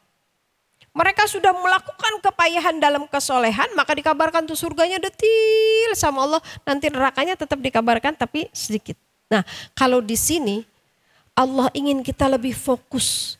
hati-hati, jangan sampai kita tuh masuk ke neraka karena neraka tuh begini-begini. Jangan sampai kamu seperti mereka, mereka tuh tidak mendengar, mereka tuh nggak mikir, mereka tuh mendustakan, mereka tuh memperolok-olok ayat. Kira-kira apa yang ketangkep oleh kita? Ar-Rahmannya Allah. Jadi kalau kita ngebayangin, Bu Sufi ngeri banget sih, surat Al-Mulk tuh cerita nerakanya seserem itu. Syahiq, Tafur, Sa'ir. Justru ketika kita nih misalnya ya, kalau saya dikasih kabar oleh dokter, Bu, jangan makan ini ya, kalau ibu makan nanti kulit ibu akan gini, mata ibu akan gini, sendi ibu akan gini, rambut akan rontok, perut nanti akan buncit, detil disebutin efek negatifnya. Makin takut gak saya? Terus saya bilang, sadis banget sih lo gitu. Atau saya bilang, terima kasih dok ya Allah, lengkap banget kewaspadaan saya jadi lebih sempurna gitu kan. Itu yang harus kita respon ketika kita mendengar ayat-ayat tentang neraka yang mengerikan itu. Betapa sayangnya Allah sama kita sehingga Allah ngabarin tentang neraka itu begitu detil. Supaya kita punya rasa takut dan kita selalu makin dan sangat berhati-hati. Gitu harusnya. Jadi yang ketangkap Al-Mulk atau Ar-Rahman? Ar-Rahmannya Allah.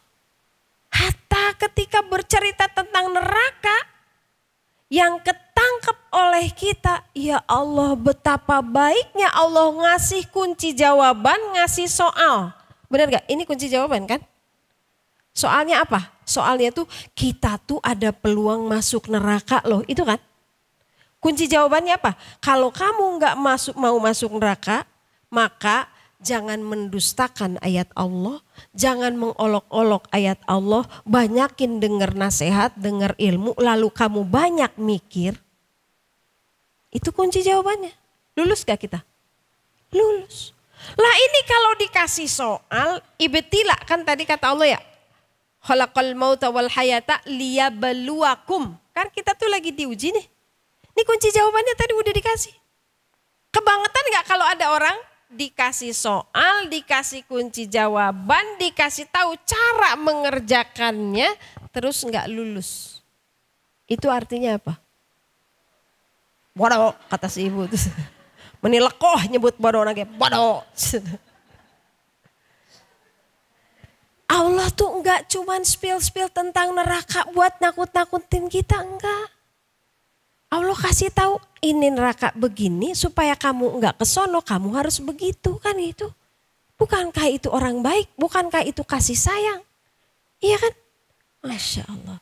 Ini yang saya sebut di awal, makin kita faham surat Al-Mulk, walaupun judulnya Al-Mulk, kita akan merasakan Ar-Rahman Ar-Rahimnya Allah. Wallahu a'lam bishawab. Punten 15 waktu nih. Ya Allah, semoga gak ada yang nanya ya Allah. Gak niat banget sih ngajar. Oke, yang di IG boleh bertanya kok. Kalau mau bertanya silahkan ya, mangga. Baik ibu-ibu, ada yang bertanya? Biasanya sih kalau saya ngejelasin gak ada yang bertanya. Seperti biasa, gak tahu karena terlalu jelas atau stres, gak tahu. Benar Bu, hampir selalu saya ceramah tuh jarang yang nanya. Nggak tahu kenapa, mungkin sayanya jelek ngejelasinnya sehingga ibu teh ngeblank ngomong apa sih Bu Sufi gitu. Atau ibu terlalu jelas catatannya udah sempurna banget gitu. Atau stres yang ngedengerin ceramah Bu Sufi. Maka Bu Dian. Silakan ibu-ibu, ada yang mau bertanya? Nah kan nggak ada kan? Nah. Oh ada. Oh si Neng mau dibilang nggak ada. Itu tuh di belakang.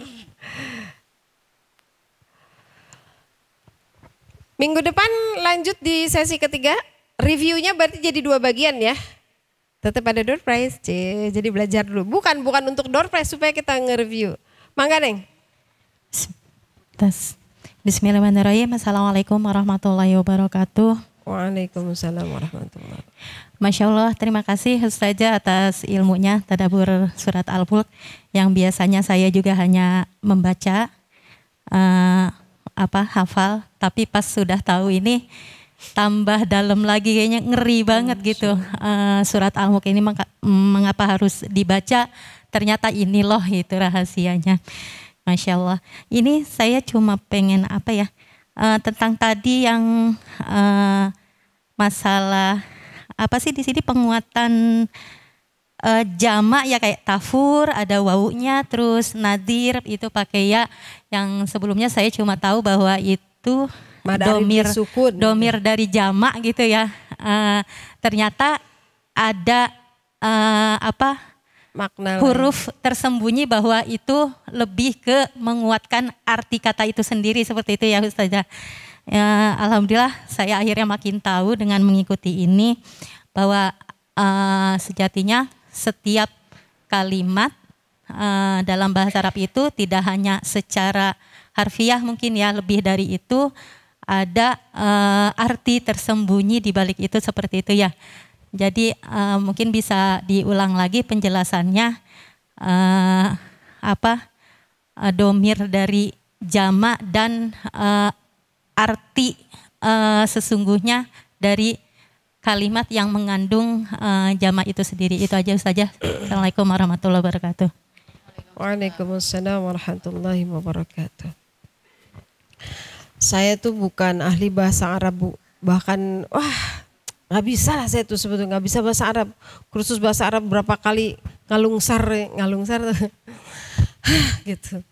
Apalagi udah bab tasrif ya, ya Allah Rabbi, satu huruf bisa berubah sampai 114, satu kata bisa berubah 114 kata dari wazan aslinya. Ya Allah Karim. Belum bagian i'rab, udah itu bagian Ustazah Umar lah.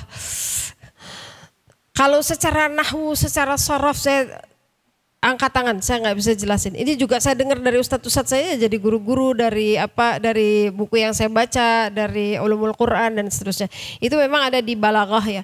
Jadi indahnya Al-Quran itu secara nahwu, secara sorof, ini kalau panjang tuh berarti pelakunya tuh jamak, Bu Sufi. Coba sekarang tarik ke makna. Kalau yang melakukannya banyak, itu berarti ngasal atau banget? Ngasal atau banget? Orang berbohong, yang berbohongnya cuma satu kali, cuma satu orang. Dengan orang yang sekampung berbohong. Yang banget yang mana? Sekampung berbohong kan? Maka ketika itu menjadi domir dari orang jamak, dari orang banyak, secara makna, secara otomatis itu berarti kebohongan yang amat sangat. Nah, itu kerennya bahasa Al-Quran, Bu. Jadi secara makna itu secara nahwu sorof seperti itu konsekuensinya kepada makna juga. Nanti belajar di ulumul Quran, di balaghah katanya ya itu ada. Ibu jangan bayangin saya ahli ulumul Quran, ahli balaghah, kagak. Kuliah ulumul Quran 1 tahun ya kepotong pandemi, udah sisanya online. Di online mah dapat apa itu ya? Enggak, Bu. Saya tuh cuman mulungan dikit. Mulungan tuh apa? Mungut-mungutin gitu, mungut-mungutin dikit-dikit gitu ya. Ilmu dari para ustadz. Terus saya bikin bagannya sendiri, saya bikin alurnya sendiri dengan kapasitas otak saya yang semenel ini gitu-gitu doang. Bu. Jadi jangan bayangin saya ngerti segala macamnya, enggak. Cuman setelah saya dikasih tahu sama guru saya, ternyata kalau panjang tuh ada makna juga karena yang melakukannya banyak, yang melakukannya sering. Berarti kalau dilakukan oleh banyak orang, dilakukannya sering, berulang-ulang, berarti itu banget kan gitu. Itu aja sih. Semoga tidak puas dengan jawaban saya ya. Belajar lagi. Ada yang lain lagi? Alhamdulillah ya Allah, gak ada yang bertanya. Udah ya, jadi saya, sekarang Bu. ya MC nanya lagi. Mau bertanya di ayat ke-6 ya Bu ya. Walilladzina kafaru birabbihim, tadi disampaikan bahwa itu tidak hanya maksudnya maknanya kafir bukan kafir orang yang tidak mengakui Allah, tetapi adalah orang kafir di sini bisa jadi adalah orang-orang yang beriman gitu. Terus terang aja hari ini Masya Allah kajiannya itu bikin ngederedek gitu Bu. Jadi ini bagaimana gitu. Berarti kita punya potensi semua gitu ya Bu ya. Iya. Terima kasih Bu. Jadi kalau ini di paparannya Dr. Muhammad Yahya ya. Kenapa di sini disebutkan walilladzina kafaru birabbihim? Karena Allah ingin menekankan pengingkarannya itu pengingkaran terhadap Allah dalam sifat rububiyahnya. Apa tadi sifat rububiyah? Allah yang menciptakan, menghidupkan, mematikan, memberi rizki, menjaga dan seterusnya. Jadi orang beriman pun, orang Islam pun bisa jadi dia kufur kepada Allah dalam konteks rububiyahnya Allah. Dapat untung besar misalnya. Kalau kita tidak meyakini bahwa Allah adalah Rabb yang memberi rizki kepada kita, maka ketika kita punya untung besar, gue gitu loh. Disuruh zakat, ini kan hasil karya gue, ini kan kerja keras saya, ini perusahaan saya. Kalau nggak dimanage sama saya, nggak bisa dapat untung segini. Lalu disuruh zakat nggak mau, disuruh sedekah nggak mau, dia kufur kepada Allah sebagai Rabb yang telah memberi rizki kepada dia. Ada orang yang berpikir bahwa udahlah nggak usah berdoa, nggak usah apa, hidup saya bisa bahagia, hidup saya bisa aman. Kalau sakit gimana? Gampang, punya duit yang banyak, bahkan saya punya rumah sakit, misalnya gitu. Pada saat itu dia mengingkari Allah sebagai Rabb yang bisa kapan saja mematikan dia, yang bisa kapan saja mencabut nikmat dia. Kata Muhammad Yahya, kata Dr. Muhammad Yahya, dikatakan ayat ini menunjukkan bahwa kita juga harus waspada karena bisa jadi yang masuk neraka yang tadi diceritakan itu. Kan ini nggak ada cerita kholidina fiha abada kan? Bisa aja orang yang kufur nikmat kepada Allah, kufur kepada Allah dalam konteks rububiyah, hatta dia bersahadat, hatta dia salat bermakna fasik. Orang muslim kan bisa juga berdosa kan? Artinya fasik. Di mana harus dibersihinnya? Di neraka. Nah, sifat nerakanya nggak berubah. Dia syahid, dia tafur, dia sa'ir. Gak ada spesifikasi di sini. Kafir i'tiqadi karena bukan lilladzina kafaru billah. Tapi kafaru birabbihim. Faham ya? Apa bedanya Rob? Jadi nanti kalau ibu ketemu dengan ayat kayak di atas tuh ya. Buka surat Al-Hasr surat An-Nisa ayat 1. Ini saya mau kasih contoh apa bedanya ilah dengan Rob. Ini An-Nisa ayat 1 sering ibu bacakan kalau ibu pengajian pranikah. Perhatikan, ya ayyuhan nas, wahai manusia, ittaqu rabbakum, bertakwalah kamu kepada Allah.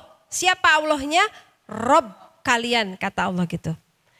Ibu tulun langsung. Rabbakumul ladzi khalaqakum min nafsin wahidah wa khalaqa minha zawjaha wa batha minhuma rijalan katsiran wa nisaa wattaqullah. Ini saya jelasin 1 jam lagi nih. Coba perhatikan ibu. Perintah takwa yang pertama kepada siapa? Allahnya disebut dengan apa? Rabb. Perintah takwa yang kedua kepada siapa? Allahnya disebut dengan Allah. Dalam konteks ilah. Perhatikan. Ketika Allah mengatakan ittaqu rabbakum. Yang disebut ini apa? Alladzi khalaqakum. Ketika dikatakan wattaqullah disebutnya apa? Alladzi tasa'alun. Kita mengabdi, kita meminta, kita menyembah. Beda kan? Itu beda. Jadi 2 perintah takwa kepada Allah tapi dengan titik tekan yang berbeda. Jadi ibu paham sekarang kalau bilang insya Allah setelah ini ibu nggak akan cepat-cepat lagi baca surat An-Nas ba'da Al-Fatihah di dalam salat. Karena tahu qul a'udzu birabbin nas ya Allah. Aku berlindung kepada Engkau yang telah menciptakan aku, menghidupkan, mematikan, menjaga, memberi makan aku, memberi rizki, memelihara aku. Malikin nas, yang Engkau berkuasa atas segala aturan, Engkau berkuasa mengatur aku terima semua aturanmu ya Allah karena Engkau malikin nas.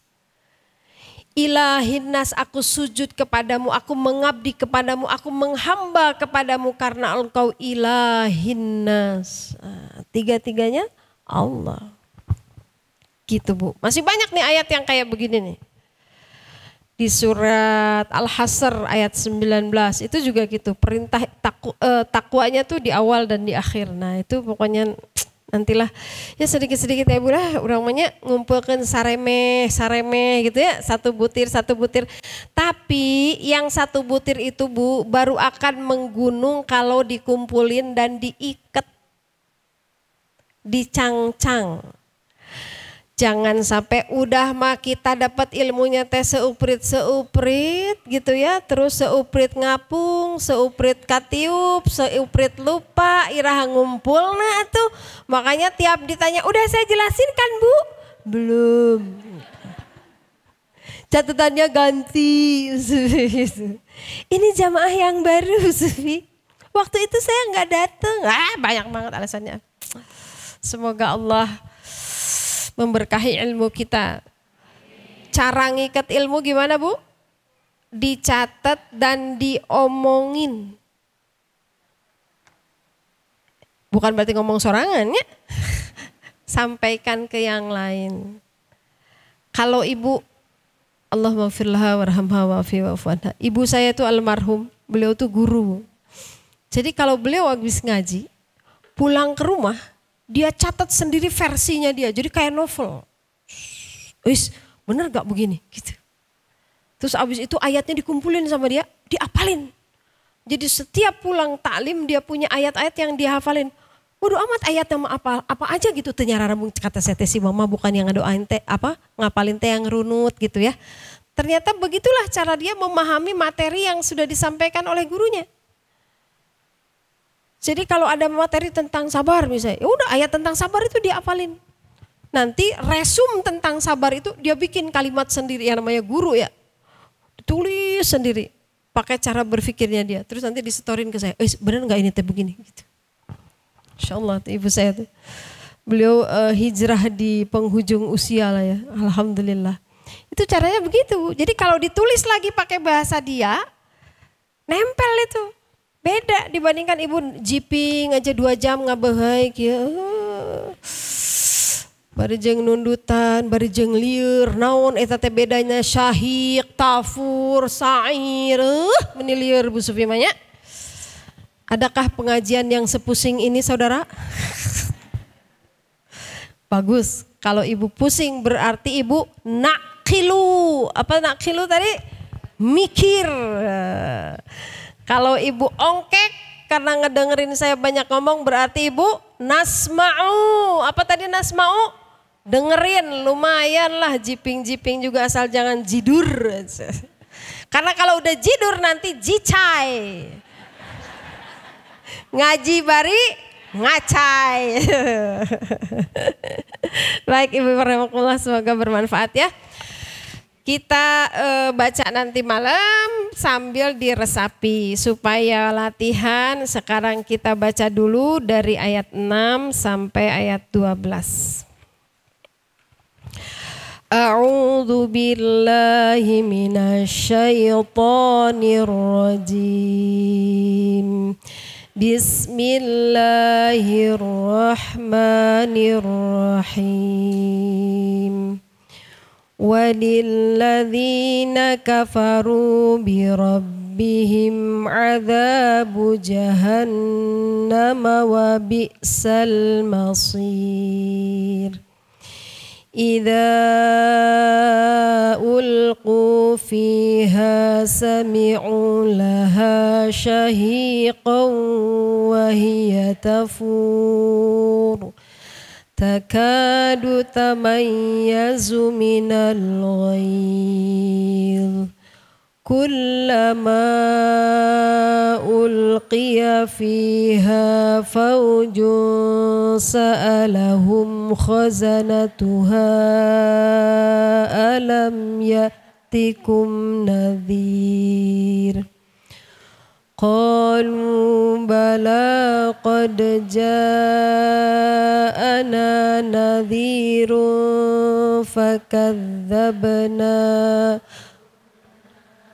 وقلنا ما نزل الله من شيء إن أنتم إلا في ضلال كبير وقالوا لو كنا نسمع أو نعقل ما كنا في أصحاب السعير فاعترفوا بذنبهم فسحقا لأصحاب السعير إن الذين يخشون ربهم بالغيب لهم مغفرة وأجر كبير. Sadaqallahul azim. Allahumma arhamna bil Quran. Terima kasih ibu-ibu rahimakumullah, teman-teman ibu-ibu salihah di IG, jazakumullah khair atas partisipasinya. Jadi hari ini insya Allah sesi kedua, minggu depan kita akan ketemu lagi dalam sesi ketiga membahas dari ayat 13 sampai ayat berapa? 15 atau 16 ya insya Allah. Terima kasih, saya tutup ya. Assalamualaikum warahmatullahi wabarakatuh.